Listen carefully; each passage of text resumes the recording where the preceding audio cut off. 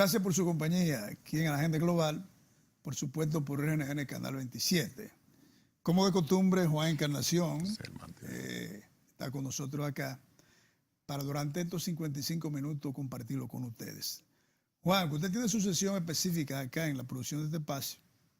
Nosotros, por el acontecimiento, los acontecimientos, pero fundamentalmente este acontecimiento del Congreso, en el Congreso donde los 24 senadores aprobaron la ley de partido, conjuntamente con las primarias abiertas, simultáneas, prácticamente obligatorias. Así es. Entonces, nosotros queremos que antes de irnos con la sesión con usted, Agenda Global con la familia, pues me dé una mano, ¿no?, en el análisis de este tema, dado que usted es una persona de la iglesia, ¿no? Amén. Pero además una persona que estuvo muy de cerca en la habitación de don Juan, y el extinto presidente del PLD, nuestro partido, tenía muy claras las cosas. Y por lo tanto, usted es una persona con autoridad para expresar términos, que yo entiendo que en la tranquilidad del hogar, algunas reflexiones y algunas instrucciones didácticas que le pudo haber manifestado el compañero presidente Juan Bosch, pues usted la tiene refresca ahí. En nuestro caso queremos analizar con un grado de objetividad total esta situación, por el hecho, amigas y amigos, de que esta ley de partido político cruzaba en el Congreso Nacional, qué sé yo, más de 10 años, alrededor de 15 años.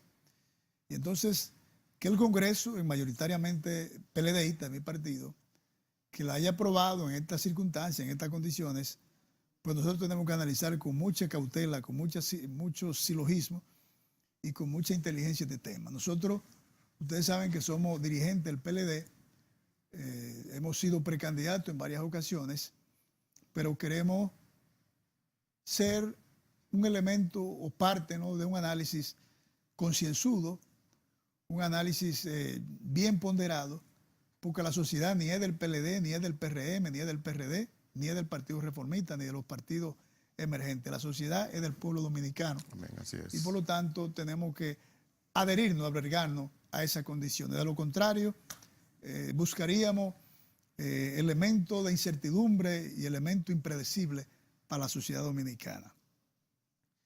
Tenemos ahí los senadores, por favor, el productor que nos lo ponga en imágenes, los 24 senadores que aprobaron, ¿no?, esta ley de partido político con las primarias abiertas, simultáneas y, como le decía, obligatoria. Ahí están todos los senadores que respondieron a un llamado de algunas instancias del PLD, ¿verdad, Juan? Así es, así es. Ahí tenemos el senador, bueno, ahí ustedes lo conocen, a los senadores, se lo estamos pasando para que sepan, que esos senadores sepan el grado de responsabilidad que se asume cuando se toman determinadas acciones para la colectividad, para el pueblo, para el país en sentido general. Fueron 24 senadores, 2 del Partido Reformista, el de San Pedro de Macorís, de la Altagracia, de Higüey, y entonces se retiraron 8 senadores, 6 que no son 8, porque 24 y 8 son 32, ¿no? Entonces fueron 6 que más o menos escucharon el llamado, el del presidente del PLD, Leonel Fernández, y 2 del PRM, que fue el de Puerto Plata y el de Atomayor, ¿no? Así es. Sí, el de del Seibo. Del senador del Seibo, del PRM. Bueno, estos senadores, copulando, o sea, adhiriéndose a la posición de su partido, optaron por retirarse del hemiciclo, entre los cuales Prim Pujal, yo creía que Prim Pujal era, pero Prim Pujal ha dicho francamente que este proceso de primaria abierta y con estas condiciones. Miren, los Estados Unidos es referente desde el punto de vista democrático. El Partido Republicano y el Demócrata son partidos que han gravitado en ese país desde la fundación de ese país. Correcto. Entonces, igualmente, cuando tú te vas a Europa, a Inglaterra, a España, estos procesos se llevan a cabo con este mecanismo. Porque una primaria abierta en país como la República Dominicana y simultánea te indica a ti que van a ser unas elecciones. O sea, una primaria simultánea abierta con los padrones abierto, que tú puedas ir a votar al PRD, puedas ir a votar al PLD, puedas ir a votar al PRM, y ya el presidente de la Junta que ha expresado que no hay condiciones del punto de vista del tiempo y de lo económico para desarrollar esto. Entonces, que los congresistas, que estos 24 congresistas hayan aprobado de manera inclusive con los sectores determinantes, con los sectores que gravitan en la vida nacional opuestos a esto, que hayan aprobado estas primarias abiertas, pues obviamente que tenemos que esclarecer, tenemos que poner en el tapete, ¿no?, las personas que están asumiendo ese grado de compromiso en sus hombros de qué significa este proceso. Don Juan decía, amigas y amigos, don Juan decía que él quería ver a un partido, a un PLD, dentro de la sociedad, no la sociedad dentro del partido. Don Juan quería que el PLD dirigiera y administrara la sociedad, no que la sociedad dirija y administre el PLD. Y por eso quise que Juan tuviera una participación aquí, porque eso fue lo que se aprendió en el PLD, dirigir la sociedad.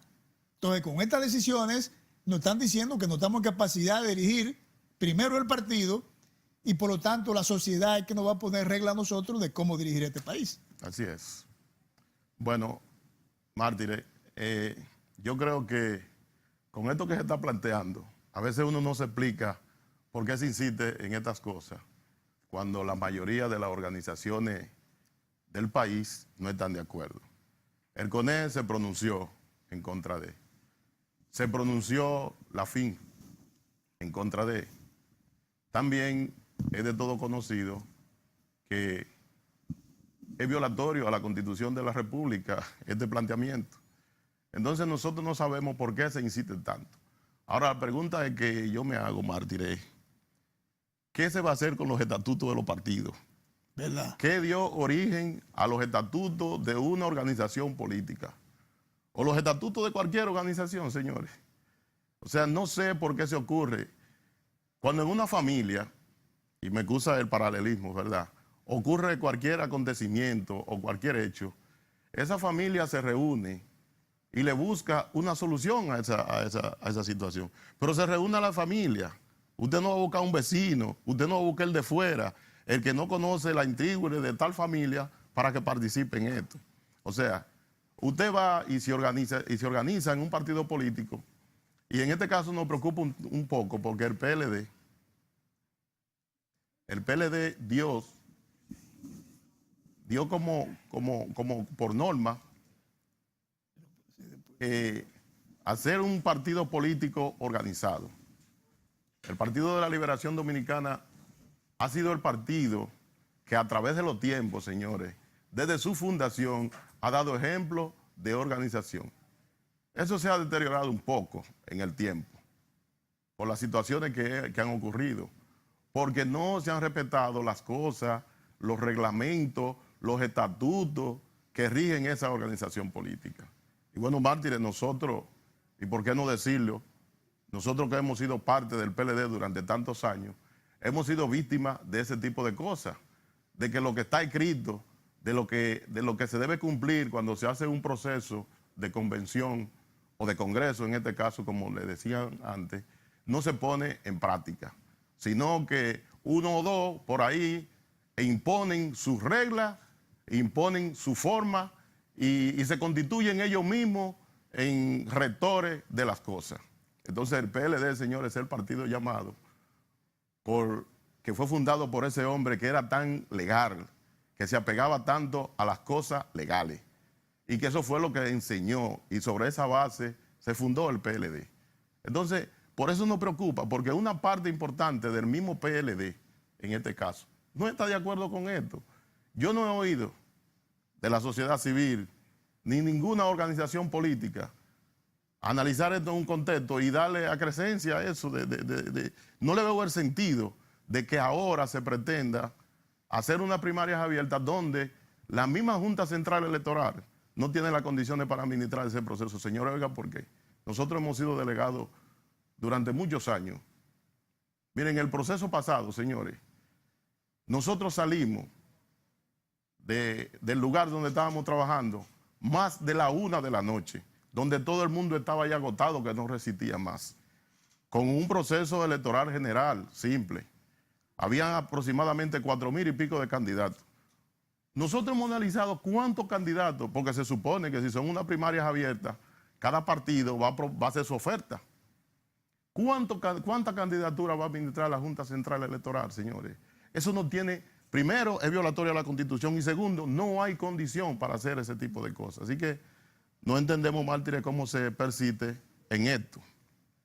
Bueno, mire, y otra cosa, una de las razones que se esgrime, la parte que está de acuerdo con esta, lógicamente esto fue aprobado en la Cámara Alta, en el Senado, y ahora iría a la Cámara de Diputados. En la situación en la Cámara de Diputados es diferente porque es una ley orgánica y conllevaría que la votación sea superior, sea mayor, no sea una votación simple. Entonces, parece que la composición de fuerza en la Cámara de Diputados, que están del lado del presidente del PLD, Leonel Fernández, y de la oposición, en este caso el PRM, parece que se van a sumar en una dirección que parece que no se va a obtener la mayoría. Mire, el elemento que se esgrime con esta aprobación es que supuestamente esto le daría libertad democrática para que cualquier persona con escasos recursos pueda aspirar. Yo veo todo lo contrario con este proceso de primarias abiertas. Y además, señores, la República Dominicana es un país pequeño, un país de 48.400 kilómetros cuadrados. Entonces, una persona que no tenga recursos, que es el argumento fundamental para llevar a cabo esta aprobación de estas primarias abiertas. Una persona sin recursos, primero tiene que darse a conocer. Un dirigente de un partido X lo conoce la militancia de su partido, pero ya cuando sea candidato o aspire a ser candidato por la colectividad, por su circunscripción, tendrá que hacer una campaña electrónica costosísima. Claro. Tendrá que poner vallas que pagan mensual 400 y 300 mil pesos. Claro. Una persona de escasos recursos no puede hacer eso. Pero además, el clientelismo político está en todas partes aquí. Está en la clase baja, en la del medio, en la de arriba. Entonces, es un sofisma de que las personas de escasos recursos van a tener más oportunidad y más facilidad para ser candidatos, totalmente contrario a eso, porque no es verdad. Para una persona darse a conocer por los medios electrónicos, ya, para que lo conozcan la dirigencia de tu partido y lo conozcan la gente que no son de tu partido, tiene que gastar demasiados recursos. Y nosotros tenemos conciencia de eso porque hemos sido candidatos, precandidatos. Así es, así es. ¿Ustedes me entienden? Y hay otro atenuante ahí. Ajá. En las primarias abiertas, una persona podría votar en los 3 partidos, en los 4 partidos, porque es todo el día. Y usted viene y vota aquí, y usted puede ir a votar a otro lugar. Bueno, miren, lo que le espera, en dado caso que eso se materialice, a este país, con este proceder, uno no puede ni siquiera vaticinar lo que podría pasar, porque uno no sabe. Uno no sabe. Lo que podría producirse aquí en estos procesos primarios de convención de los partidos, con esta nueva modalidad, uno no puede arriesgarse a pensar qué podría pasar. Porque como tú dices, una persona puede levantarse a las 6 de la mañana, a las 8 de la mañana tener una fila para votar, ir a votar a otro sitio. Claro. O sea que, pero además, referente de las democracias más sustanciales, más sustentadas, tienen los procesos de coherencia interna de los partidos. Entonces, ¿cuál es la razón?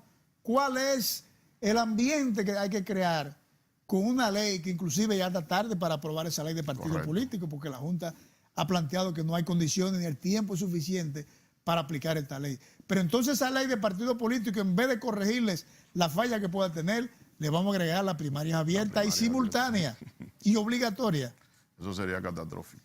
Bueno, Juan, pues nada, vaya con su sesión, Agenda Global con la familia. Nos vamos a la pausa y ya venimos a seguir debatiendo Agenda Global.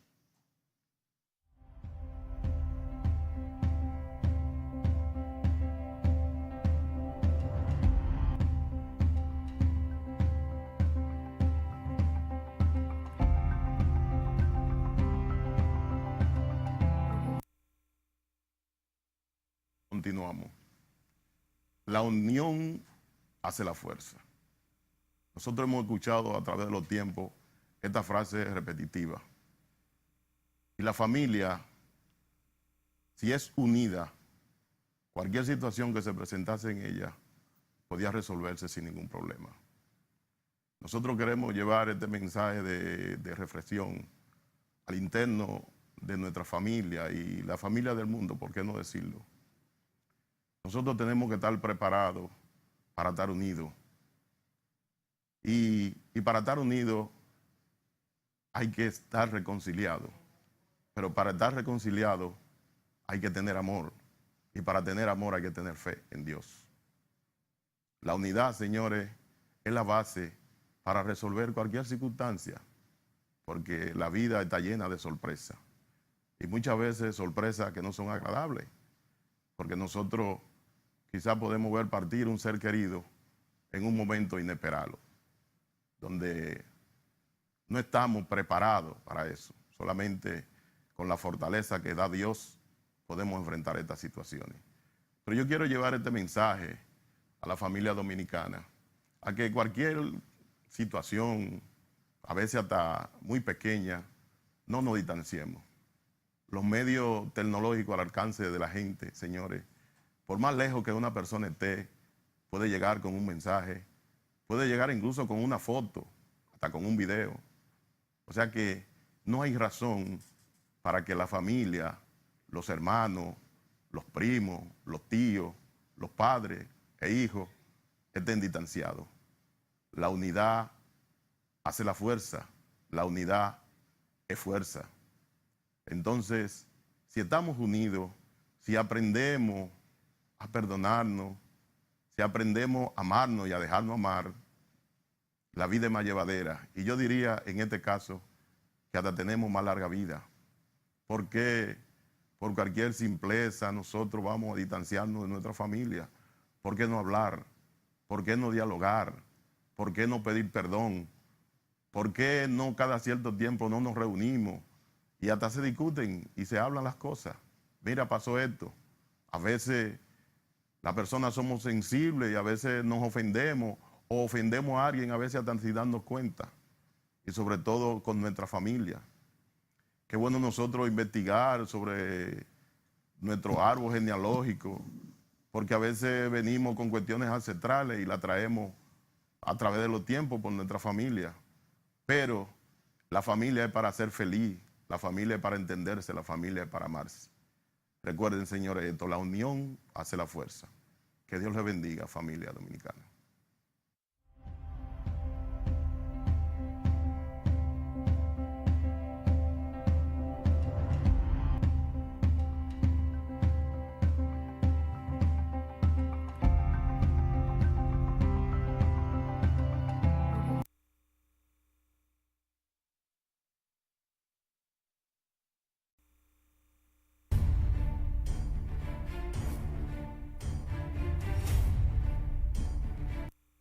Gracias por continuar con Agenda Global.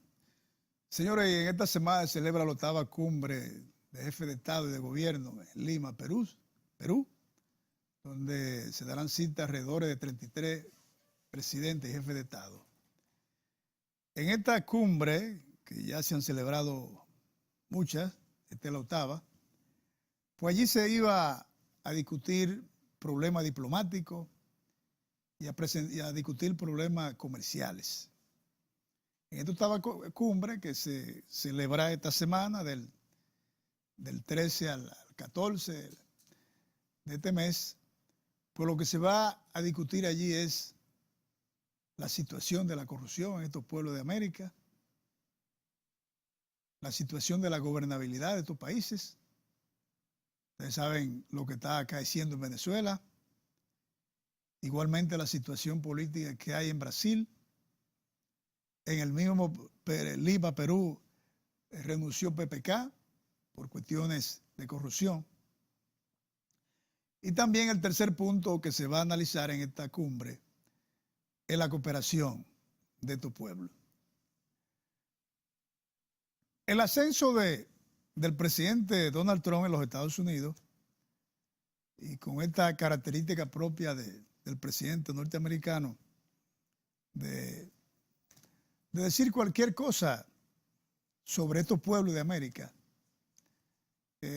nos está dejando nos está dejando sin resorte, nos está dejando, como lo que dicen muchos, el patio, América, el patio de los Estados Unidos.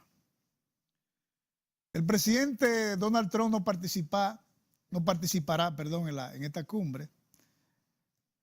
Ha enviado al vicepresidente, a Mike Pence. Dice él que por la situación en Siria, donde las autoridades del gobierno envenenó con químico a varios ciudadanos en una comunidad de Duma de Siria. Entonces hay un problema geopolítico de los Estados Unidos y Rusia. Se entiende que los Estados Unidos está apoyando lo sublevado en aquel país, en Siria, y se dice que Putin, el gobierno ruso, apoya al presidente de Siria. Ya ustedes saben. La situación en Corea del Norte era más o menos similar, donde China apoyaba al presidente de allá, al Kim Jong-un, y entonces hay, dentro del marco fuera de la Guerra Fría, hay una guerra psicológica que, aunque no se pone de manifiesto, pero la turbulencia del mundo está presente, señores. La turbulencia del mundo está presente. Ese argumento que grime el presidente norteamericano y esta acción política que lleva a cabo fundamentalmente con la actitud que ha asumido en los últimos días de enviar militares, tropas a la frontera con México, pues, y la actitud, la expresión del presidente Peña Nieto de México, la situación misma de López Obrador con posibilidad de ganar las elecciones, entonces, señores, América Latina está en una olla caliente, está en una olla con mucha incertidumbre. Y agreguémosle a esos casos, amigas y amigos, este destape que se ha proyectado en América Latina, donde esta empresa brasileña, Odebrecht, pues, tienen encuadrado a muchas autoridades, mucha prensa, mucha enjuiciada, muchas autoridades de gobierno que tendrán que su abogado explicar la razón de algunas demostraciones que puedan tener desde el punto de vista económico de su patrimonio. Entonces, Brasil, el país más grande de América Latina, con un emblema, una simbología como Luis Ignacio da Silva Lula, encarcelado a 12 años. En Venezuela, otro país con una vasta riqueza natural, un país con unos cimientos naturales de riqueza increíble. Y aquí en nuestro país vemos a esas jóvenes y a esos jóvenes vendiendo bolones en las avenidas para subsistir, que por el perfil y la característica que uno le ve a estas personas, se ve que no son de la clase más baja de Venezuela. Sin embargo, están pululando, caminando en la calle de la capital y de otras provincias, ganándose la vida. Ganándose la vida. Un país como Venezuela con esa riqueza. ¿Qué ha pasado con los emergentes revolucionarios de la nueva era política en América Latina? Bueno, que se vendió un discurso. Se vendió el discurso de la revolución. Se vendió el discurso del acercamiento a lo que menos pueden. Pero a eso se le inyectó el populismo. Y el populismo es la maldición más catastrófica para los pueblos. Porque el populismo hace dependiente a los seres humanos que no tienen la capacidad discerniva, la capacidad de discernir para resolver sus problemas. Entonces, el cuadro que nos presenta América Latina, desde el punto de vista moral, político y, por qué no económico, es un cuadro sumamente digno de prestarle atención. Digno de prestarle atención. Toda esta cumbre, todos estos cónclaves y todos estos encuentros que se están llevando a cabo van a ir perdiendo su efectividad, van a ir perdiendo su sustancia, porque tras estos encuentros no se ve nada sustancioso, nada importante. Estos acuerdos que se suscriben entre los jefes de Estado y mandatarios en esta cumbre no dejan ningún elemento que se pueda materializar, se pueda palparse de estos presidentes.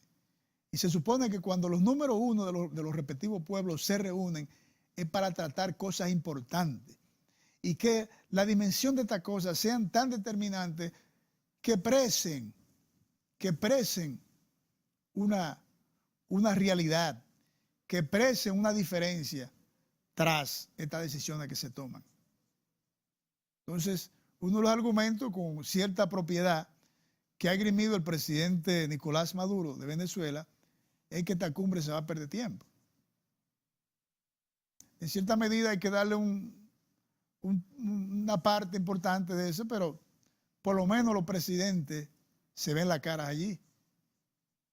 Y obviamente aquel que haya cometido algún delito, que haya cometido algún exceso en su mandato, pues, aunque no se refiere en esa cumbre, pero no le podrá mirar la cara a su demás homólogo, a su demás colega presidente de otro pueblo. Como decía Juan ahorita, la unión y la convivencia son partes fundamentales de crear fuerza, de crear fortaleza. Pero América Latina no puede seguir siendo el elemento aquí en este continente de imprecisión. América Latina tiene sus organismos como la OEA, que la OEA debe ser un organismo neutral y un organismo plural. Por ejemplo, el caso de Venezuela, la OEA no lo ha manejado con inteligencia, porque está bien, Nicolás Maduro tiene a su disposición el ejército y tiene el gobierno, pero en Venezuela hay un sector empresarial y un sector organizado y un sector privado que también tiene su peso. Entonces, ¿qué mecanismo? ¿Cuál ha sido la forma de cómo ese sector que confronta y que enfrenta al presidente Nicolás Maduro? ¿Cuáles son los planteamientos que la oposición política apoyada por esa parte del sector privado y de la sociedad civil venezolana ha mostrado para que los ciudadanos venezolanos crean en ello?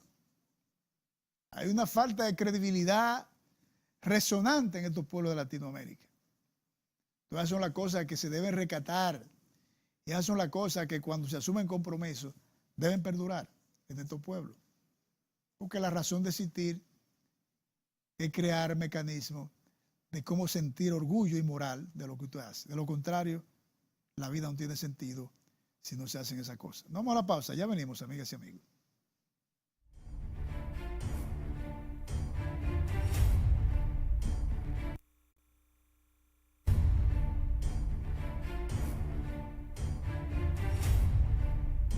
Muchas gracias por continuar con nosotros. Bueno, autoridades internacionales, conjuntamente con autoridad dominicana, ya apresaron en un aeropuerto de los Estados Unidos a Argenis Contreras, este prófugo de la justicia que tras el asesinato del catedrático y abogado Junior Ramírez, se había fugado del alcance de la autoridad dominicana.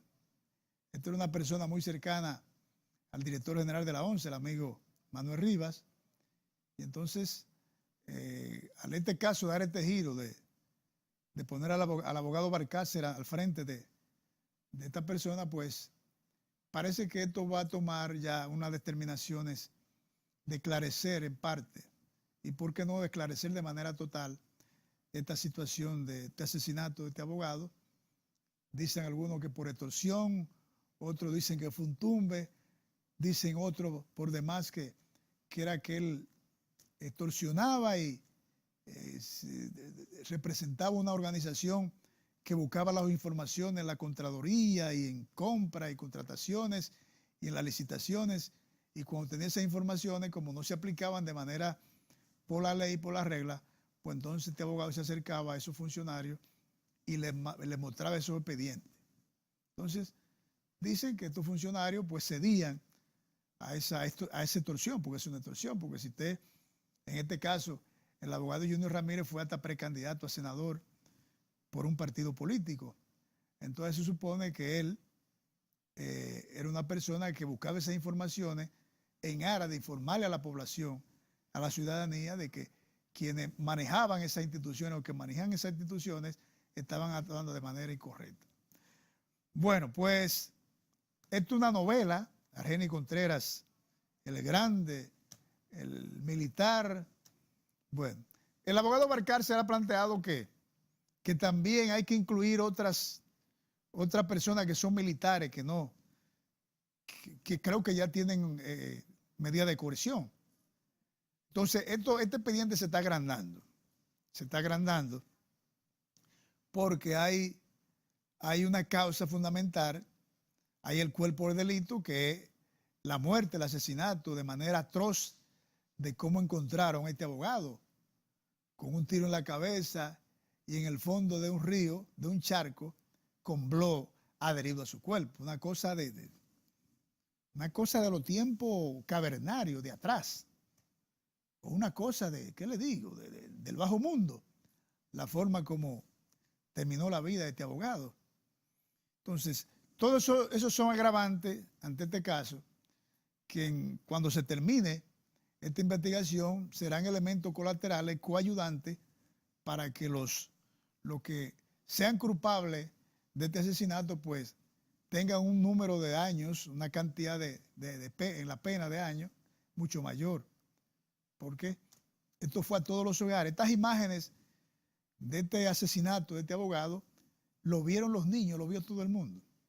Entonces, con estos precedentes que se nos da en la sociedad dominicana, hay que cortar esto. Obviamente, esto se corta con la aplicación vigorosa de la ley. Caramba, ¿por qué? ¿Qué?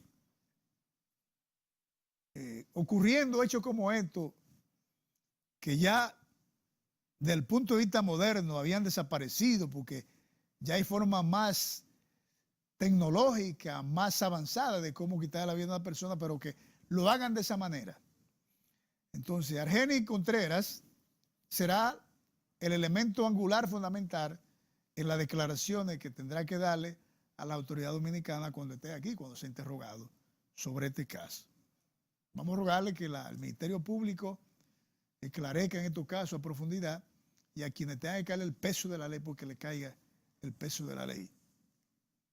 Y súmele a esto que de por medio hay vicio de corrupción, porque tuvo también un empresario apresado porque supuestamente había facilitado el dinero para dárselo a este abogado, que parece que, según las informaciones, que fue una parte. Pero, afortunadamente, estos casos no se quedan en el anonimato y obviamente con esta naturaleza, con esta característica de caso, no podía quedarse jamás así. Que a veces no queremos reconocer que la autoridad dominicana, el Ministerio Público y la policía, rápidamente estos casos los ponen en evidencia.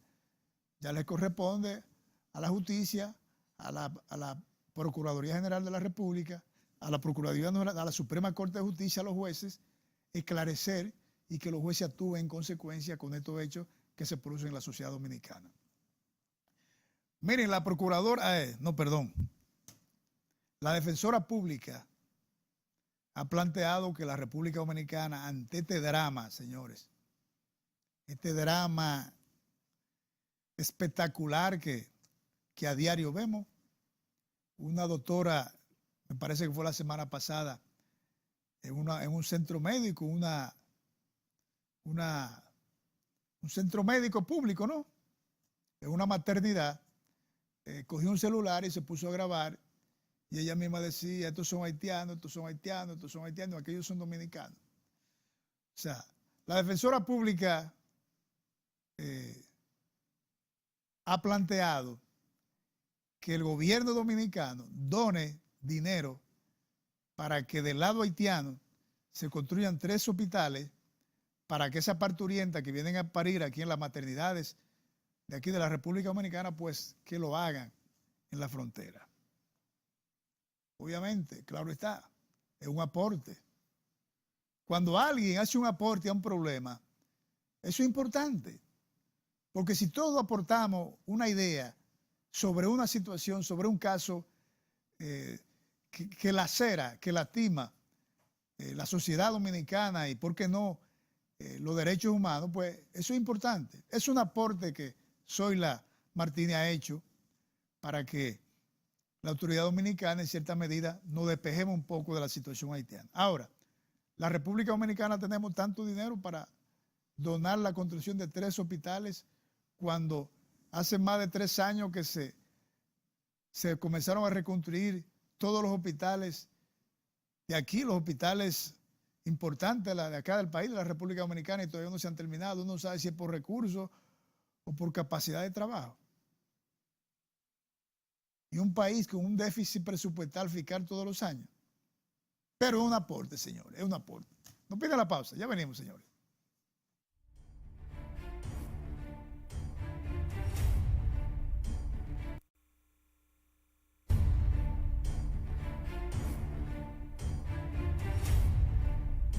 Muchas gracias por continuar con Agenda Global. Debemos decirle que este programa, claro está, comienza siempre a la 1 de la tarde, los sábados hoy, y termina a las 2 de la tarde. También si pueden seguirnos por las redes, Canal 27, RNN, ahí pueden escribiendo Agenda Global, Omar Tire Pérez, ahí estamos virtual, ahí estamos las 24 horas del día. O sea, puede ver estos programas si no pudo verlo en la producción que hacemos todos los sábados acá. Miren, una situación en los Estados Unidos, Mark Zuckerberg, el fundador de Facebook, una empresa fundada en el 2004, un joven con apenas 19 años, funda esa red social y uno de los hombres más ricos del mundo, un joven con 33 años, multimillonario. Entonces este joven, Mark Zuckerberg, fue invitado, prácticamente emplazado, al Congreso de los Estados Unidos para que le explique cómo esta empresa consultora británica, Cambridge Analytica, obtuvo perfiles, o más bien informaciones personales, informaciones privadas de la persona, en la cual esta empresa ganó millones y millones de dólares, y ya hay casos claros establecidos, en donde, por ejemplo, el senador por Texas que compitió contra el presidente Trump en la primaria de los Estados Unidos, Ted Cruz se auxilió de esta empresa, Cambridge Analytica. ¿Cómo lo hacían? Como la persona pone en la red, en Facebook,